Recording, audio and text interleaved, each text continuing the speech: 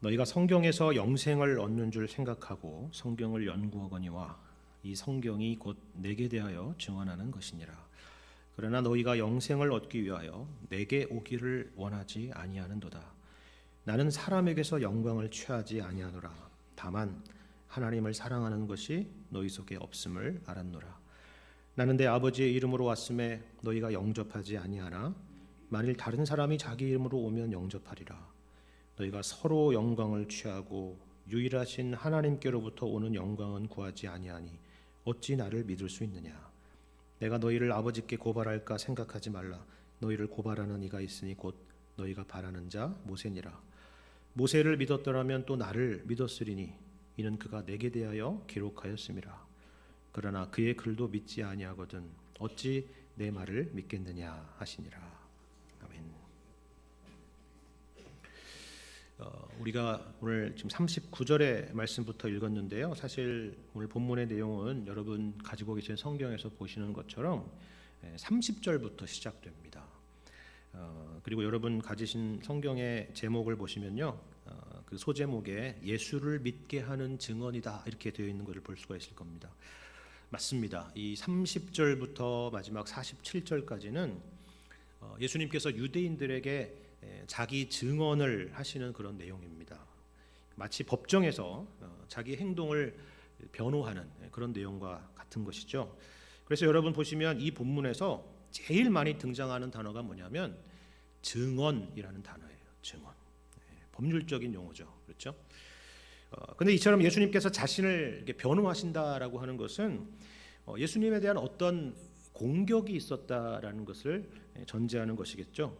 그리고 더 나아가서는 그런 공격을 유발했던 어떤 사건이 있었다라는 것을 우리는 알 수가 있습니다. 그렇다면 그 사건은 과연 무엇이었을까요? 오늘 본문에 대한 이해를 위해서 이 부분을 먼저 우리가 함께 살펴봤으면 좋겠습니다. 사실 오늘 본문에 예수님의 자기의 증언이 있게 된 그 출발점은 5장 1절부터 등장하는 한 가지 사건 때문에 그랬는데요. 어떤 사건이냐 하면은 온몸을 움직일 수 없었던 이 38년 된 병자가 고침을 받은 사건이었습니다. 이 환자를 비롯해서 이 병자를 비롯해서 맹인들과 다리 저는 사람들과 그리고 혈기 마른 사람들이 이 베데스다라고 하는 이 연못가에 사람들이 모여 있었다라는 거예요. 이 사람들이 왜 여기에 모여 있었느냐 하면은 대대로 내려오고 있었던 하나의 그 전설 같은 것 혹은 미신 같은 것이 있었기 때문이라는 건데요. 어떤 미신이었느냐 하면은 천사가 가끔 이 연못에 내려오게 되는데 그때 내려올 때 이제 물이 움직이게 되는데 그 움직임을 선착순으로 제일 먼저 두 번째 오는 사람은 안 되고 제일 먼저 그것을 포착하고 물에 들어가는 사람은 어떤 병에 걸렸든지 낫게 된다라고 하는 그런 미신이 있었다는 것입니다. 근데 여러분 이것이 얼마나 사실 말이 안 되는 상황인지를 한번 생각을 해보세요. 제가 아까 거기에는 맹인들이 있었다라고 했는데 맹인들의 문제가 뭘까요? 이 물이 움직이는 것을 볼 수가 없다라는 사실입니다. 언제 물이 움직이는지를 볼 수가 없는 사람들이에요. 그렇죠? 또 다른 사람들은 누가 있었냐면 다리 저는 사람이나 혈기 마른 사람, 그러니까 중풍병자, 온몸을 움직일 수 없는 이 38년 된 이 병자와 같은 사람들은 반대로 볼 수는 있겠지만 몸을 움직일 수가 없기 때문에 스스로의 힘으로 그 물에 들어갈 수가 없다는 문제를 갖고 있는 것입니다. 그러니까 어느 쪽으로든 가능성이 없는 지금 상황이 여기 있다는 것이죠. 참 비극적인 모습입니다. 그런데 이거보다 더 안타까운 것은요, 이와 같은 일들은 사실 있지도 않을 뿐만이 아니라 다만 전설이고 하나의 미신이었을 뿐이었다는 사실입니다. 그러니까 그런 말도 안 되는 헛된 이야기에 설령 그것이 사실이라고 할지라도 그것을 육안으로 직접 확인할 수 없는 맹인들, 그리고 스스로 몸을 움직일 수도 없는 그런 사람들이 그 기회를 포착해서 그 물에 내려가기 위해서 대기하고 있었다는 사실입니다. 근데 이거보다 더 비극적인 이야기는요, 그 다음에 있습니다. 예수님이 등장하시죠. 그 중에서 특별히 이 38년이나 되는 시간 동안 불구로 살아왔던 이 병자에게 예수님이 찾아가셔서 물어요. 내가 낫고자 하느냐? 이렇게 물으십니다. 그러면 우리 생각에는 뭐라고 대답하는 게 정상적이겠어요? 네, 그렇습니다. 제가 38년 동안 유일한 소원이 이거 하나였습니다. 저를 고쳐주십시오. 그렇게 말해야 되잖아요. 정상적인 것은. 그렇죠? 근데 여러분, 이 병자의 대답은 그것이 아니었다는 것입니다. 여러분 5장 7절을 보시면요, 뭐라고 말하고 있느냐면 이 38년 된 병자가 이렇게 말해요. 주여, 물이 움직일 때에 나를 못에 넣어주는 사람이 없어. 내가 가는 동안에 다른 사람이 먼저 내려가나이다 하는 거예요. 무슨 말입니까? 나에겐 예수님이 필요한 것이 아니라 방법이나 수단이 필요하다는 것이죠. 그것만 있으면 된다는 것입니다. 사실 이 사건만큼 우리 인간의 실존에 대해서 분명히 보여주는 사건도 없다라는 생각을 합니다. 우리가 누구입니까? 우리는 이 병자와 같이 스스로를 구원할 수가 없는 그런 사람들입니다. 맹인이고요, 혈기 마른 사람들입니다. 더군다나 이 38년이라는 시간이 말해주는 것처럼 우리는 우리를 구원해 주지도 못할 것들을 붙들고 거기에 우리의 인생, 전 인생을 걸면서 살아가는 사람들이 바로 우리라는 것입니다. 심지어는 예수님께서 우리 가운데 나타나셨어도, 누군가 우리에게 복음을 설명해주고 기독교 신앙에 대해서 가르쳐 준다라고 해도 우리는 그것이 내가 생각하는 내 방식의 구원의 방법론 정도로 이해하는 것이죠. 그게 우리의 모습입니다. 예를 들면 이런 거예요. 예수 믿으면 병이 낫습니까? 예수 믿으면 인생이 잘 풀립니까? 예수 믿으면 정말 행복하고 모든 것이 잘 됩니까? 이런 질문처럼 예수님을 믿는다라고 하는 것은 다만 하나의 조건절이 돼버리고 내가 생각하는 나의 목적을 위한 하나의 수단에 불과한 어떤 것이 되어버리고 만다라는 것입니다. 마치 예수님께서 이 병자에게 내가 낫고자 하느냐라고 물으셨을 때에 예, 낫기를 원합니다. 나를 고쳐주십시오 라고 말하지 않고 주여, 물이 움직일 때에 나를 못에 넣어주는 사람이 없어서 내가 가는 동안에 다른 사람이 먼저 내려갑니다 라고 하소연하는 것 같은 그런 모습이 바로 우리의 모습이다라는 것이죠. 우리가 다 그렇습니다. 여러분의 과거의 모습 그리고 지금의 신앙의 모습도 한번 돌아보시기를 바랍니다. 다만 그것이 틀렸다거나 잘못되었다는 차원에서 말씀을 드리는 것이 아니라 우리가 이처럼 영적으로 무지하고 어리석은 존재들이다라는 것이죠. 그래서 만일에 예수님께서 그랬다고 생각해 보세요. 그래, 알았다. 물이 움직일 때 너를 제일 먼저 넣어주마. 그렇게 했다고 여러분 생각을 해봅시다. 우리의 요구와 요청대로 예수님께서 그렇게 해주셨다고 생각을 해보세요. 무슨 일이 있겠습니까? 무슨 일이 벌어질까요? 아무 일도 없겠죠. 다만 물에 흠뻑 젖어서 나올 뿐일 것입니다. 그렇죠. 인간이 그래도 소망 하나 붙들고 살아가는 것이 인간인데 그 한 가지 내가 달성하지 못한 그 소망마저도 헛된 것이 되어버렸다는 것을 깨닫고 아마 절망하고 끝났을 것입니다. 로마서의 말씀처럼 우리는요, 마땅히 빌 바가 무엇인지도 알지 못하는 자들입니다. 우리는 무슨 기도의 제목과 무슨 소원을 가져야 되는지조차도 모르는 사람들이에요. 하지만 여러분, 복음이란 무엇입니까? 예수님께서 이런 우리를 내버려 두지 않으셨다는 것입니다. 너의 소원은 틀렸다 라고 말씀하시고 떠나버리시거나 외면하지 않으셨다는 거예요.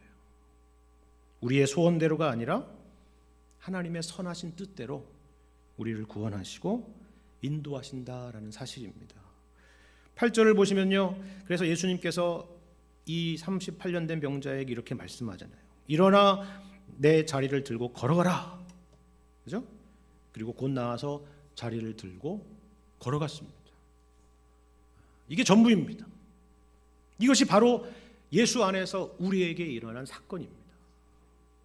단지 38년 된 병자가 고침을 받았다라는 것이 핵심이 아니라, 그런 기적 자체가 핵심이 아니라, 이처럼 우리는 영적으로 죽은 자들이기 때문에 스스로의 구원의 가능성도 없고 방법도 수단도 틀린 자들이었고 무엇을 구해야 하는지조차도 모르는 자들이었지만, 하나님께서 우리를 예수 그리스도를 통해서 값없이 은혜로 새 생명을 허락해 주셨다라는 사실입니다. 이건 마치 어떤 것과 비슷하냐면요, 무에서 유를 만드시는, 무에서 유를 창조하시는 하나님의 창조 사역과 비슷한 것입니다. 우리가 보통 하나님의 창조를 말할 때 라틴어로 엑스 니힐로라는 표현을 많이 씁니다. From nothing이라는 뜻인데요, 무로부터의 창조라는 거예요. 하나님의 창조는 무로부터의 창조다. 어떤 가능성에서 무언가를 만들거나 어떤 물질을 통해서 무엇을 만드는 것이 아니라 아무런 가능성이나 아무런 조건 없이 새로운 것을 만드시는 하나님의 창조를 말하는 것입니다. 그래서 성경은 항상 구원에 대한 이야기를 할 때에 창조라는 것과 연결을 시켜서 설명하는 내용들을 우리가 성경에서 많이 볼 수가 있는 것입니다. 여러분, 이런 의미에서 오늘 본문 5장의 말씀 가운데서 흥미로운 부분은요, 이 38년 된 병자를 고치는 사건이 특별히 어떤 날에 일어났느냐 하면은 안식일에 일어났다는 것입니다. 9절 여러분 하반절을 보시면 분명히 이거를 강조하고 설명하고 있죠. 뭐라고 되어 있습니까? 이날은 안식일이었다. 그렇죠? 다만 병자를 고치시는 주님의 능력을 지금 말씀하려는 것이 아니라 이 안식일이라는 것과 연계해서 어떤 메시지를 우리에게 주려는 것이다 라는 것입니다. 그렇다면 왜 예수님은 이 안식일에 병자를 고치셨을까요? 저는 사실 복음서에서 이런 장면들을 볼 때마다 그런 생각이 듭니다. 아니, 그냥 병자를 고치실 것이면 굳이 안식일에, 그죠? 안식일을 피해서도 하실 수도 있잖아요. 안식일 전날 하실 수도 있고 안식일 그 다음 날 하실 수도 있잖아요. 그렇죠? 왜 그렇게 제가 생각을 하느냐면은 이것은 분명히 이와 같은 일들은 바리새인들을 비롯한 유대인들에게 커다란 시비거리가 될 수 있기 때문입니다. 그러면 16절의 말씀이 그걸 말해주죠. 16절에 뭐라고 되어 있습니까? 그러므로 안식일에 이러한 일을 행하신다 하여 유대인들이 예수를 박해하게 된지라 라고 말씀하잖아요. 그러니까 이처럼 안식일에 누군가를 고치는 것은 일종의 노동으로 간주되는 것이고 그것이 예수님을 어렵게 만드는 빌미가 되기 때문입니다. 그러면 안식일을 좀 피하면 좋겠죠. 그렇죠. 근데 예수님은 그렇게 하실 마음이 추호도 없으십니다. 왜냐하면 그것이 단지 병을 고치시는 것을 넘어서 하나의 중요한 메시지이기 때문입니다. 그래서 성경은 오히려 예수님께서 안식일이기 때문에 그날에 그 일을 행하셨다라고 우리에게 분명히 기록하고 강조하고 있는 것입니다. 특별히 뭐라고 하느냐면요, 여러분 17절의 말씀에서 보는 것처럼 내 아버지께서 이제까지 일하고 계시니 나도 일한다 라는 것입니다. 이게 무슨 말인지 아시겠습니까? 한 세 가지 의미를 우리가 생각해 볼 필요가 있는데요. 하나는 이것입니다. 우리가 알다시피 하나님의 창조 사역은 6째 날까지였습니다. 그렇죠? 그리고 7째 날에는 쉬신 것입니다. 안식하셨습니다. 여기까지 우리가 아는 것입니다. 그런데 여기 내 아버지께서 이제까지 일하고 계시니, 잘 보세요. 뭐 하고 있다고요? 일하고 계시니 나도 일한다 라고 하는 말씀은 여러분, 하나님이 그러면 7째 날에 쉬신다는 건가요? 아니면 안 쉬신다는 건가요? 네. 안 쉬신다는 거죠. 안 쉬신다는 것입니다. 왜 그럴까요? 여러분, 이런 표현을 이해해 주시길 바랍니다. 그냥 우리의 관점에서 이해를 돕기 위한 그런 표현입니다. 그 이유는요, 우리가 하나님을 쉬지 못하게 만들었기 때문입니다. 우리가 안식을 망쳐놨기 때문이에요. 더 정확히 말하자면 우리 죄 때문입니다. 물론 하나님은 아담의 실패를 끝으로 이 세상을 끝장내시고 새로 시작하실 수도 있으셨겠죠. 얼마든지 그렇게 하실 수 있습니다. 내가 어떻게 6일 동안 어렵게 이 세상을 만들고 너희를 만들었는데 이렇게 망가뜨릴 수가 있느냐 하실 필요가 없으신 분이세요. 하나님은 말씀으로 세상을 창조하신 분이십니다. 그 전능하신 하나님께 어려운 일이 어디가 있겠어요? 그렇죠. 또다시 창조하시면 되겠죠. 하지만 하나님은 그렇게 하지 않으셨다라는 것입니다. 다시 아주 우리식으로 표현하자면요, 그 일곱째 날에 휴가를 반납하시고 하루 더 일하시기로 하셨다는 거예요. 누구를 위해서요? 우리를 위해서 그렇게 하셨다는 것입니다. 죄인된 우리를 구원하시고 회복시키셔서 다시 우리를 본래의 창조의 자리에 세우시기 위해서 그렇게 하셨다는 것입니다. 이것이 성경 66권의 메시지고요. 그리고 지금 38년 된 병자를 안식일에 고치신 사건이 그것을 보여주는 상징적인 사건이다라는 것입니다. 이 17절의 말씀의 또 다른 의미는 이것입니다. 여러분, 이것은 사실 엄청난 말씀이에요. 내 아버지께서 이제까지 일하고 계시니 나도 일한다 라고 하는 것은요, 아담의 타락 이후에 구약 역사에서 전체가 보여주는 것이 하나님이 우리를 위해서 일하고 계시는 역사라는 그런 의미고, 그 연장선상에서 그 정점에서 그 성부 하나님의 일하심의 성취로서 바로 예수님이 우리 가운데 오셨다라는 사실입니다. 무슨 말인지 아시겠습니까? 쉽게 말해서 구약과 신약은 전혀 다른 말씀이 아니라는 것입니다. 시대도 다르고 사람들도 다르고 배경도 다르지만 본질적인 내용은 다 동일하다는 거예요. 이것을 보여주는 오늘 말씀이 있죠. 39절의 하반절을 보면 뭐라고 되어 있냐면, 이 성경이 곧 내게 대하여 증언하는 것이다 라고 했죠. 지금 복음서를 말씀하는 것이 아니에요. 이 성경이라고 하는 것은 구약 성경을 말하는 것입니다. 46절도 마찬가지잖아요. 모세가 내게 대하여 기록했다 라는 것입니다. 정말 그럴까요? 구약 성경에 정말 예수님이 계십니까? 그래서 어떤 분은 구약 성경에서 예수라는 검색어를 넣어가지고 찾아보실지도 모르겠지만 찾을 수가 없습니다. 그죠? 그런 의미가 아니에요. 예수님이 누구십니까? 예수님은 우리를 불쌍히 여기시고 우리 죄를 용서하시고 우리를 품으시고 우리를 위해서 십자가에 죽으시기까지 우리를 사랑하신 하나님이시죠. 만일 여러분이 구약에 등장하는 하나님을 볼 때에 다만 냉혹하고 두려운 심판의 하나님으로만 본다면, 그 하나님의 일하심 가운데서 예수 그리스도의 그와 같은 모습을 볼 수가 없다면 그것은 성경을 정말 잘못 보고 있다는 것입니다. 이것이 바로 예수님이 말씀하시는 거예요. 예를 들면 이런 것입니다. 우리가 구약 성경을 읽을 때에 사실 많이 어려워하고 있는 부분 중에 하나가 어디냐면은 선지서입니다.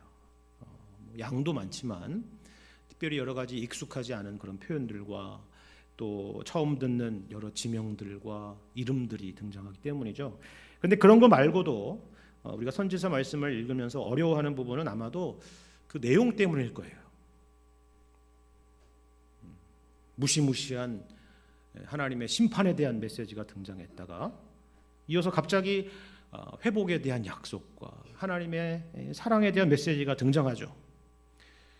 그래서 우리는 잠깐 한시름을 놓았다가 갑자기 그 다음 장을 넘어가니까 또다시 심판에 대한 경고가 등장하고 그리고 두려운 말씀들이 등장했다가 또 이어서 하나님의 위로의 메시지와 소망에 대한 약속들이 등장하는 것을 보는 것입니다. 날이 맑았다가 비가 왔다가 천둥번개가 쳤다가 다시 맑았다가 다시 또 비가 왔다가 천둥번개가 쳤다가 이와 같은 일들이 계속 나타나는 거예요. 냉탕을 갔다가 온탕을 갔다가 선지서에 계속 나오는 흐름들입니다. 그래서 이게 어떤 의미인지, 하나님은 심판의 하나님이신지 아니면 사랑의 하나님이신지 알 수 없는 그런 어려움에 봉착하는 것입니다. 우리가 선지서를 읽을 때. 근데 여러분, 이것은 사실 어려운 이야기가 아니에요. 우리가 늘 경험하는 것들이었습니다. 여러분이 어렸을 때 부모님이 어떠셨는지를 한번 생각을 해보십시오. 언제나 인자한 얼굴로 여러분들을 대하시고 키우시지는 않으셨을 것입니다. 물론 여러분 중에는 어떤 분들은 어렸을 때부터 너무나도 착하고 성실하고 완벽해서 그러지 않은 분들이 혹 있을지 모르겠지만요, 대부분은 아닐 거예요. 그렇죠?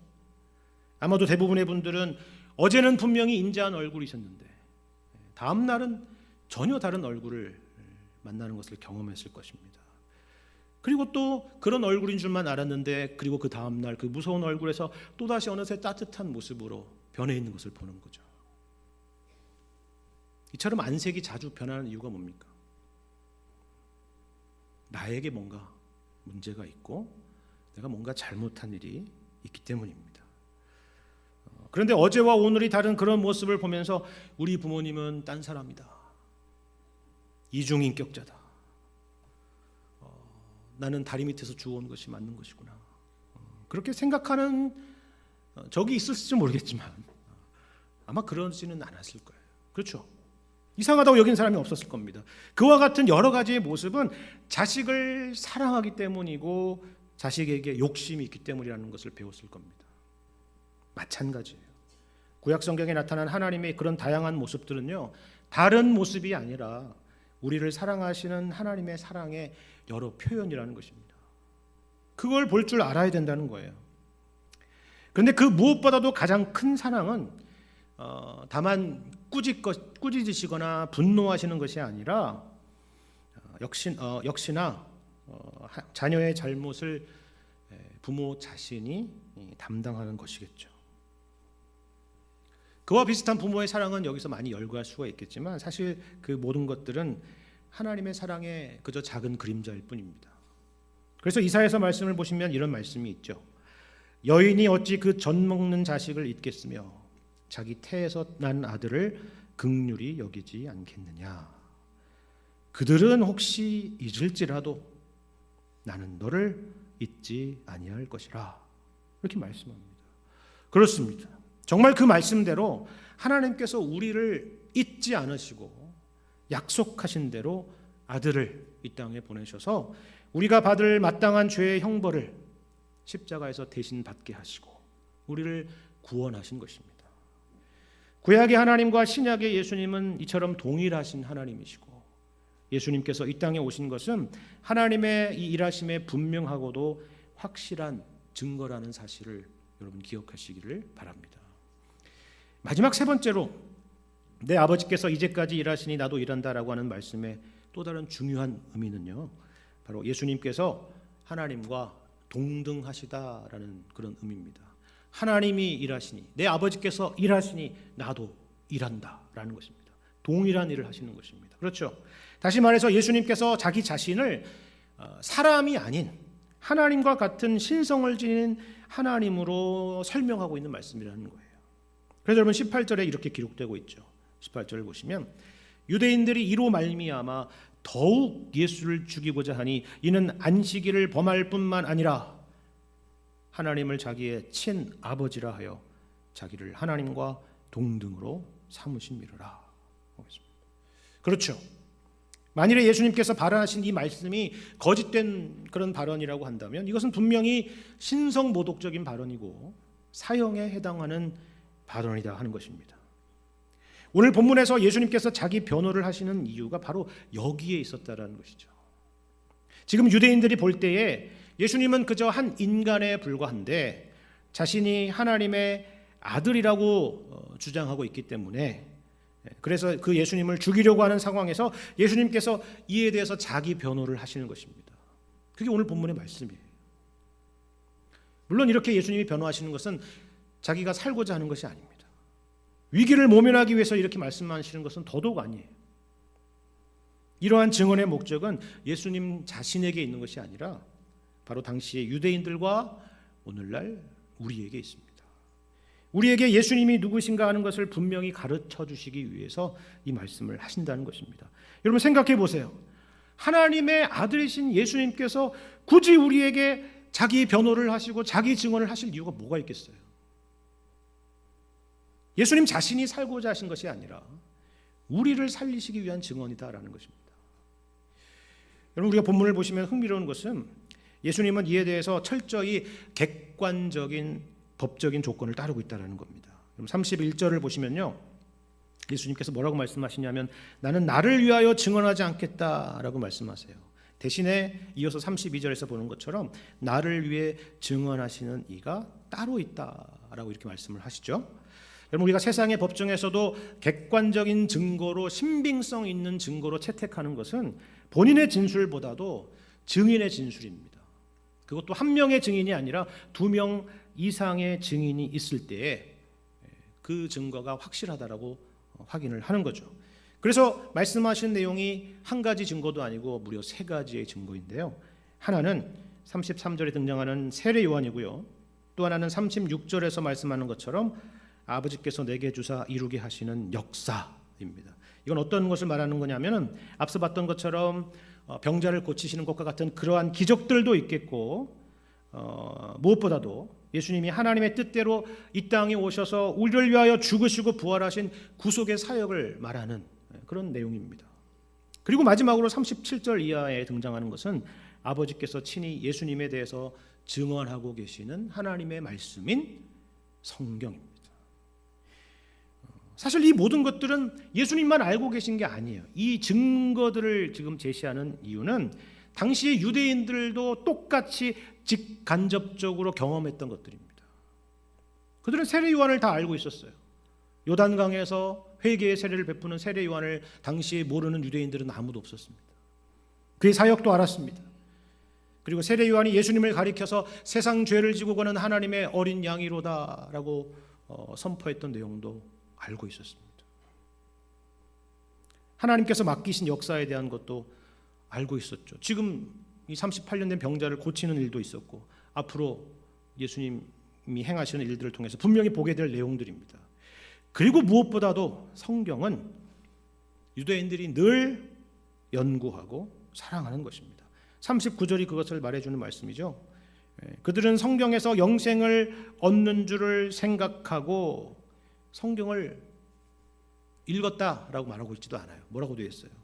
연구했다는 겁니다. 얼마나 사랑하고 철저하게 이 말씀을 받는지를 보여주는 표현이죠. 그래요.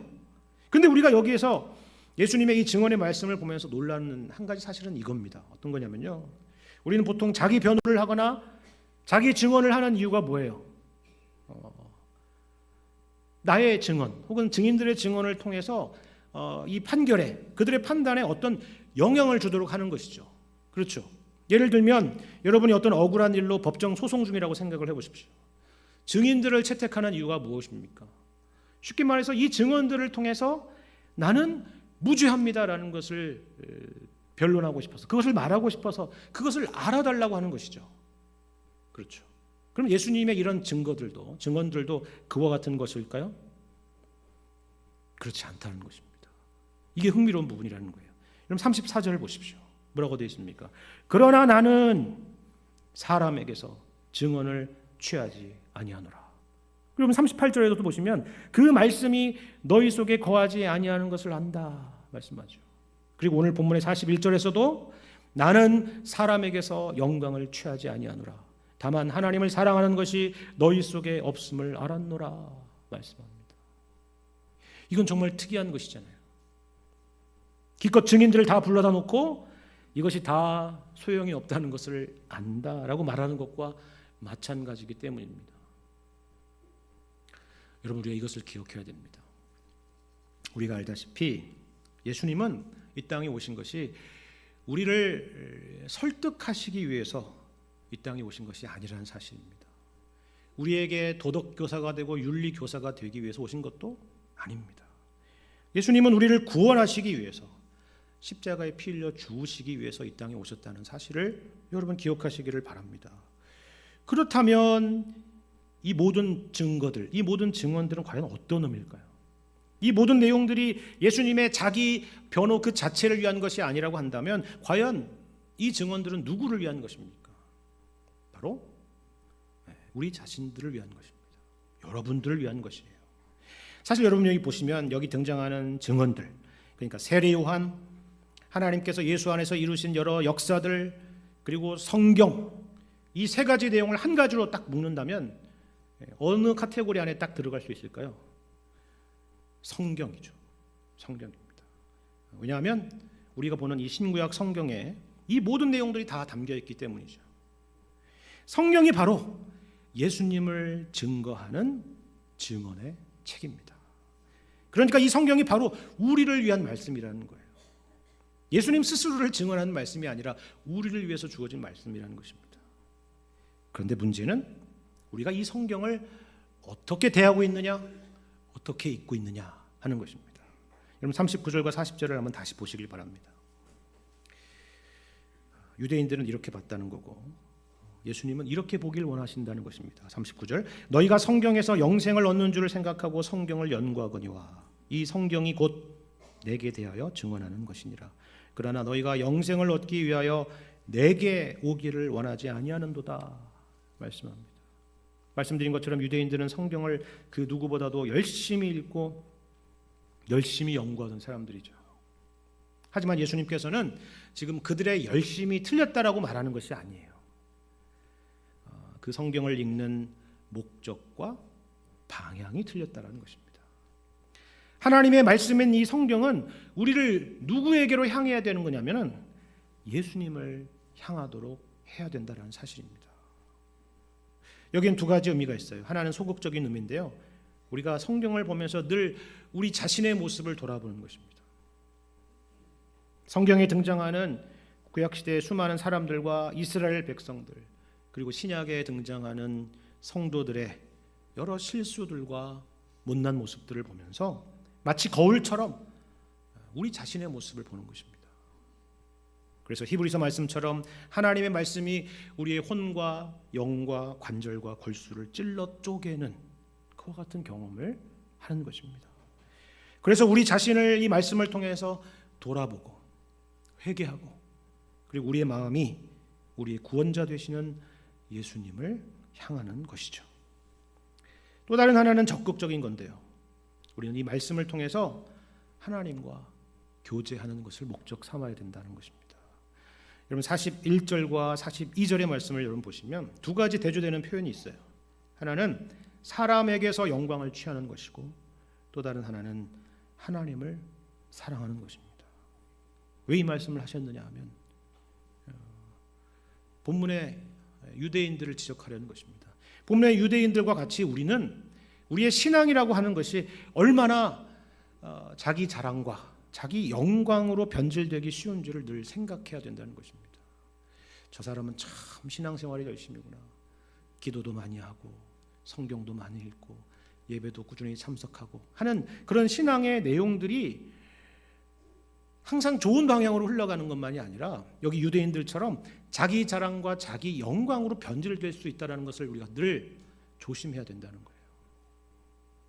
성경을 많이 읽고 성경을 많이 아는 것이 우리를 교만하게 하고 우리의 마음이 예수 그리스도를 향하게 하지 않는다라고 한다면 지금 전혀 다른 길을 가고 있다는 것입니다. 거꾸로 가고 있는 거예요. 거꾸로. 성경은 우리로 하나님을 사랑하게 하는 것이어야 되는 것입니다. 사랑이 무엇입니까? 사랑은 조건이 아니죠. 사랑에서 제일 중요한 것은 사랑하는 대상 그 자체입니다. 우리는 흔히들 그런 표현을 기독교 안에서 많이 쓰지 않습니까? 성경적인 교회란 무엇인가? 성경적인 가정은 어떤 것인가? 성경적인 직장 생활은 무엇인가? 성경적인 사업은 무엇인가? 기독교적인 가치관, 기독교 윤리, 기독교적인 관점, 성경에서 말하는 그 어떤 거, 성경 중심의 무엇, 이런 표현들 참 많이 쓰지 않습니까? 그런 책들도 많고 그런 강연들도 많고 그렇잖아요. 맞습니다. 다 필요한 것들이죠. 우리의 삶의 모든 뿌리는 하나님의 말씀인 성경이 되어야 되기 때문이죠. 하지만 우리가 성경적인 어떤 거, 기독교적인 어떤 거, 이런 내용들에 앞서서 그것들보다 먼저 되어야 될 것은 우리가 과연 그 하나님의 말씀인 성경에서 우리 주님을 인격적으로 만나고 있는가, 그것을 목적하고 하나님의 말씀을 대하고 있는가 하는 것입니다. 만일에 우리가 성경을 대할 때에 이것이 없다면 그와 같은 것들은 다 의미가 없는 내용들이 되고 마는 것입니다. 여러분 지난 주일 말씀을 기억하시죠? 예수님이 사마리아 여인을 찾아가시고 만나서 대화를 하셨습니다. 그런데 그 말씀을 가지고 다만 기독교적인 성경적인 예배란 무엇인가? 라고 하는 그런 내용에만 우리의 관심이 있다라고 한다면 그것은 우리가 정작 성경에서 말하고자 하는 중요한 것들을 놓치는 것입니다. 하나님의 말씀은 살아있고 운동력이 있습니다. 이 말씀은 성경은 그저 죽은 기록물이 아니라는 말씀이죠. 성경을 통해서 우리는 살아계신 하나님을 만나고 교제를 하는 것입니다. 이것은 우리 믿음의 선진들과 2000년의 교회 역사 가운데 항상 있어 왔던 일이고 그리고 지금 이 시간에도 늘 일어나는 일입니다. 이 은혜가 우리들 가운데 늘 있다는 사실을 기억하시고 말씀을 통해서 주님께 나아가시고 우리에게 말씀하시는 그 주님과 인격적인 교제를 늘 누리며 살아가시는 여러분과 제가 되기를 주님의 이름으로 간절히 축원합니다.